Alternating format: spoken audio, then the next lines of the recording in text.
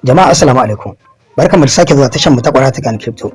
A yau bidiyon da muka zo da shi zan nuna muku yadda ake jona WhatsApp din wani ko wata, misali saurayi ko budurwa ko kuma na mata ko kanwa ko kane a cikin wayarka. Zaka ganshi, zaka ringa ganin yadda ake chatting din a wancan WhatsApp din da duk wani abu da sako da yake shigowa.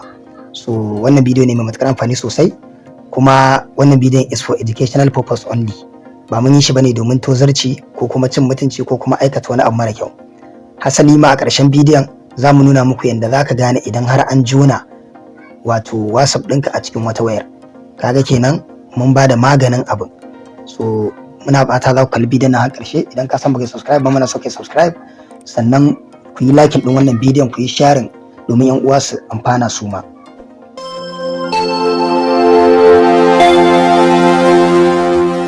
So wannan bidiyon dole zaka karbi, in zaka yi shi abin nan zaka karbi wayar wanda zaka jona WhatsApp din shi ta danyi 'yan mintuna, amma a wayarka zaka shiga Chrome, a wayarka zaka shiga browser ko Chrome misali, sai ka sa web.whatsapp.com. kun ga website din web.whatsapp.com, sai ka shiga.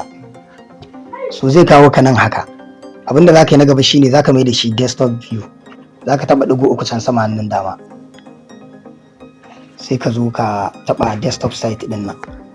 So zai koma kamar computer kenan.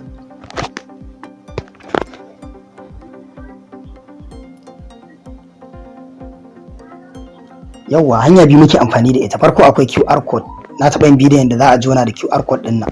Sannan hanya ta biyu kuma shine link with phone number, sabuwar hanya kenan da ita za mu yi amfani yau. Zaka taba link with phone number.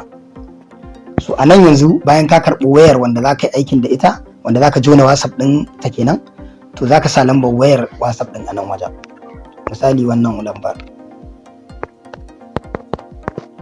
So za ka je next. In ka je next za a tura code, za a baka code a nan. Za ka ɗau code ɗin za ka je ka saka a can. Ka je next. Kun ga an bani code, sannan ga notification ya zo nan. Sun ce enter code to link new device. So wannan code ɗin za ka ɗauka, za ka je kai linkin din shi a cikin WhatsApp ɗinka. So zan shiga kan notification ɗin. Kun ga dole sai wai tana hannunka. Yawwa, za ka taɓa confirm, use mobile data. To wannan code ɗin ake so ka sa.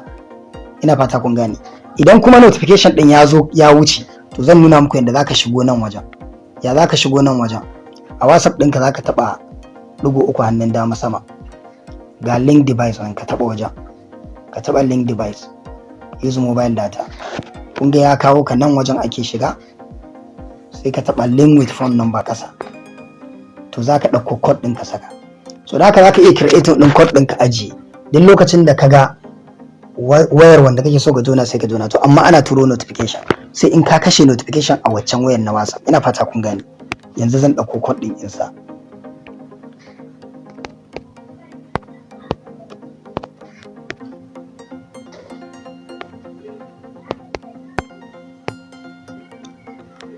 Gashi nan ina shiga.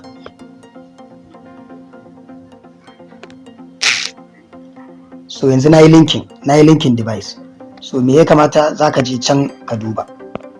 Yanzu nan wajen gashi na yana login din WhatsApp dina.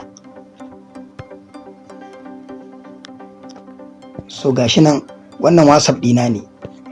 Wannan duk chatting dina ne na WhatsApp dina. To haka idan WhatsApp din budurwarka ne ma zai baka duka chatting ɗinta ana. Duk wani chatting in za ta yi za ka gani. Misali wannan group din in na shiga, chatting din zai fito ta hannun dama. Kun ga nan shine chatting din group da aka yi a group din. Kun ga dazu na yi voice a group din. To za ka sauko ga na ƙarshe da aka yi magana ta ƙarshe a group din. So haka zalika duk wani chatting, wannan chatting ɗina ne. So ga chatting din nan duka yayi afiya. Ina fata kun gane. So in ma voice ne za ka saurara. Bari ku ji voice din nan. Assalamu alaikum salam. Wallahi waya ta ce na barta a gida nan. Kun ji ko?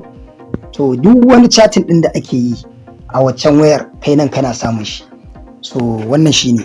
Sannan yaya za ka gane kai in an maka wannan? Yanda za ka gane kamar yadda na muku alƙawarin cewa zan nuna muku yanda in wani ma ya linkin device ɗinku za ku gane, shine nan ɗin za ka taɓa ɗigo uku hannun dama, ka taɓa link devices. To kun gani nan wajen an sa ga wani Google nan da an yi linkin da Google Chrome, ina fata kun gane. To in ka taɓa wajen zai baka option na log out, to kana yin log out zaka fitar da duk wanda ya login. Wannan login din da nayi zaka fitar da ni, kawai zan ga log out. Alternatively ta nan ma ana iya log out. Ya ake yi ta nan? Zaka taɓa ɗigo uku nan wajen, in ka taɓa wajen za ku gani ga log out nan da sauran abubuwa. So wannan shine yanda ake jona WhatsApp din wani a cikin wayarka, ka ringa yin chatting ko kuma ka ringa ganin chatting din da ake yi ba tare da ya sani ba. Sannan akwai hanyoyi da yawa da ake iya magance hakan, wannan kaɗan daga ciki kenan. Ina fata kun ji daɗin wannan bidiyon.